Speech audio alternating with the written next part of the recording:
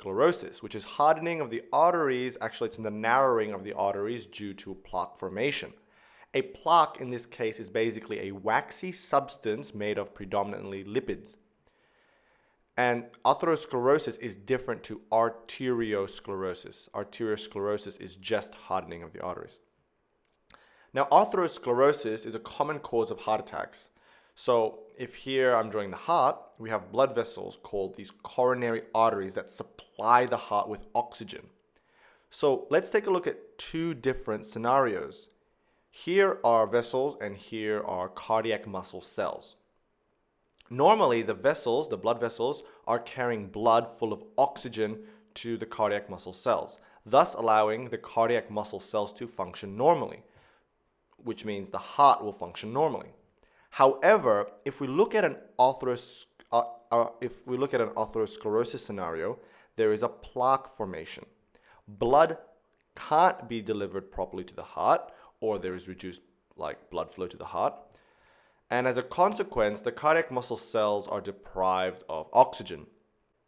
Symptoms of atherosclerosis in the coronary arteries include vomiting, anxiety, angina, which is pain in the chest area, coughing, and feeling faint. So again, if the atherosclerosis in the coronary artery here is so severe, it can actually block everything. It can block the blood supply altogether, and we get ischemia of the cardiac muscle cells. And so as a consequence, these cells will die and you get a heart attack or heart failure.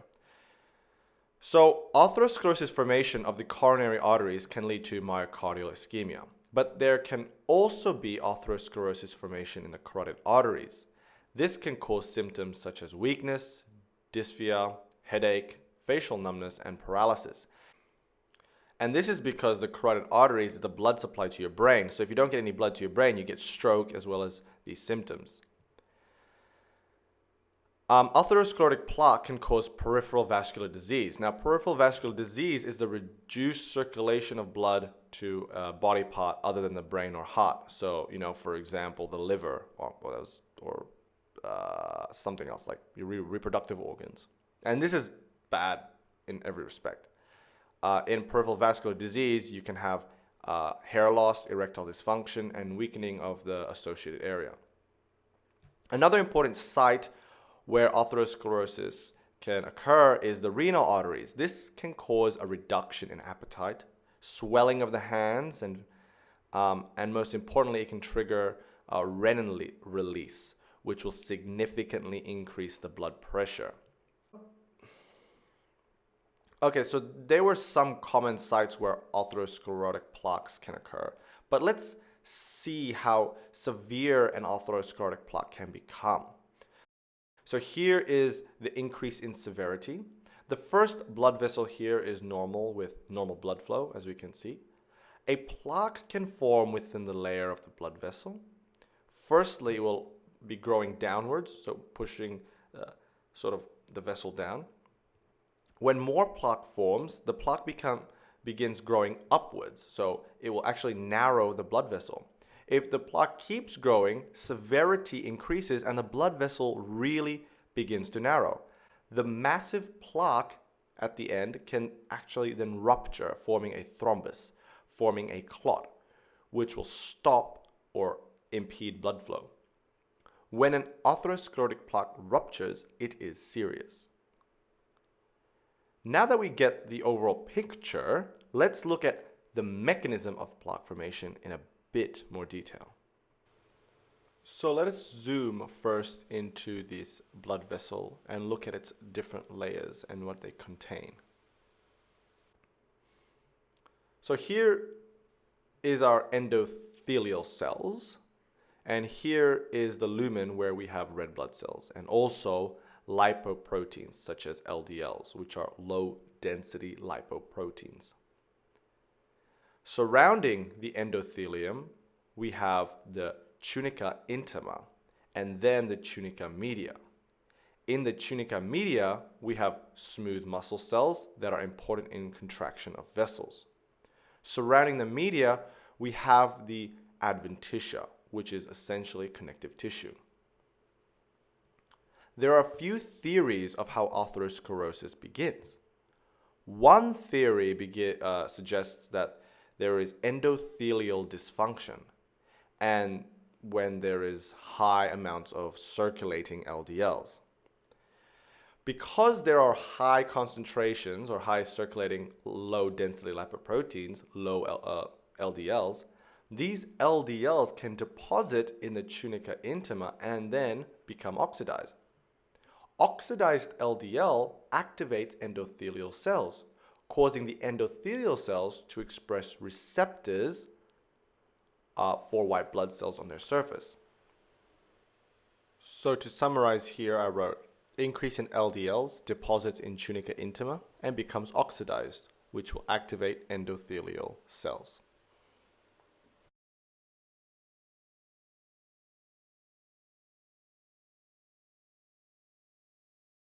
So here I'm drawing the same layers of the blood vessel, and we can see there is accumulation of oxidized LDLs, which will activate endothelial cells, which will begin expressing adhesion molecules for white blood cells. Adhesion of white blood cells, adhesion of blood leukocytes to activated endothelial cells will allow monocytes and T helper cells to move into the tunica intima layer of the blood vessel. When monocytes move into the tunica intima, they will become macrophages. And macrophages will then take up these oxidized LDLs and then become foam cells.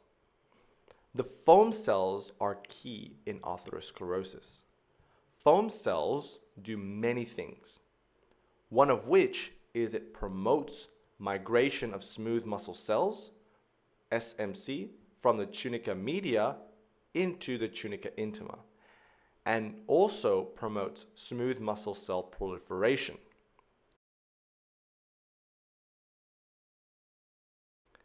An increase in smooth muscle cell proliferation heightens or increases synthesis of collagen, which can lead to hardening of the atherosclerotic plaque. During this whole process, foam cells will also die, releasing its lipid content. This drives the growth of the plaque. As the plaque grows, it builds in pressure, which can cause rupturing of the plaque itself, which is where things can become serious. So here again, we have the tunica intima and tunica media of the blood vessel. Here are the smooth muscle cells which have accumulated in the tunica intima layer, as well as collagen. Foam cells are here, and they die together with other cells in the area. So here we have dead foam cells with lipid content spilt out. The growth of the plaque is this area here. Now, the plaque can then rupture, which can lead to thrombosis. Thrombosis is when the plaque ruptures and where coagulation happens to stop the plaque from spilling its content into the lumen. This forms a thrombus, a clot, which can impede blood flow and cause serious complications. So, okay, that was a bit of detail of how atherosclerotic plaque forms and how it ruptures. But let us go a step further and look at it in a bit more detail and I guess a better diagram maybe. So here we have the endothelial cell, the tunica intima layer, and then we have the tunica media layer containing smooth muscle cells. And here is our lumen, the inside of the blood vessel, where we can find red blood cells and we can find circulating low density lipoproteins. This black dot here of the LDL is called is the protein part. Anyway, let's just say we have dysfunctional endothelial cells here. This allows a lot of LDLs to basically move into the tunica intima layer. When it moves into the tunica intima layer, the dysfunctional endothelial cells release reactive oxygen species and other enzymes such as metalloproteases, which will oxidize the LDL. So when the LDL is oxidized, it cannot actually leave the tunica intima. It's trapped. Okay, the dysfunctional endothelium and the subsequently oxidized LDL triggers the endothelial cells to, remember, express adhesion molecules for white blood cells. So here we have a monocyte circulating around, it attaches to these receptors, and then it will move in.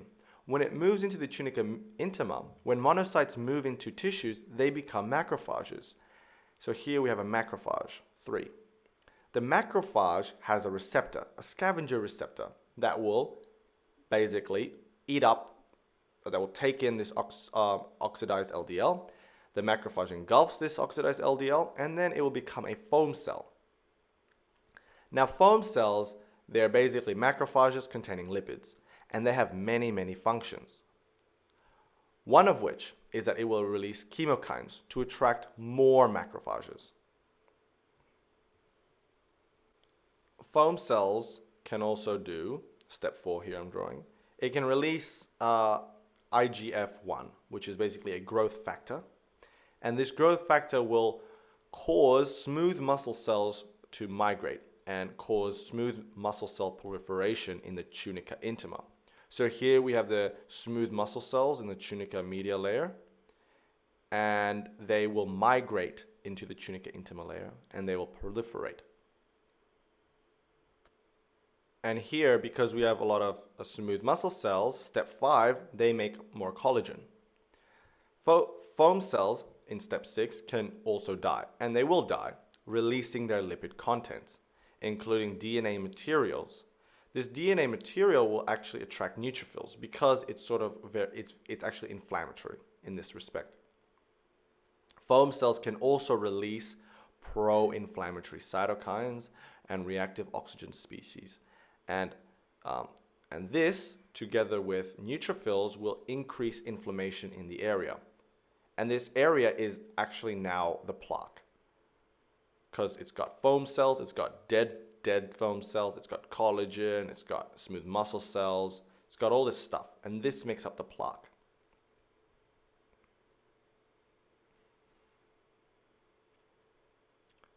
Another interesting thing that occurs is there is an increase in blood supply to the layer of the tunica intima, to the vessel. So if you didn't know, blood vessels have its own vessel supply, and these vessels are known as vasa vasorum. Anyways, these T cells also have a role in atherosclerosis. So these T cells, they can bind onto adhesion receptors which are expressed on endothelial cells. They then enter the area, they enter the plaque area. They can be activated by macrophages, and they can begin releasing other substances such as interferon gamma. Interferon gamma essentially promotes inflammation, and it activates endothelial cells to attract more white blood cells and everything else. So this plaque essentially will just keep growing. It causes foam cells to die. There's increase in lipid content. There's inflammation, and then all this, as it grows, it can rupture, and this is when thrombosis occurs, rupturing.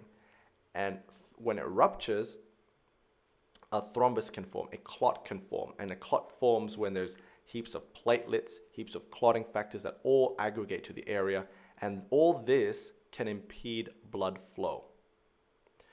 So that was a video on atherosclerosis. I hope you enjoyed it. Thank you.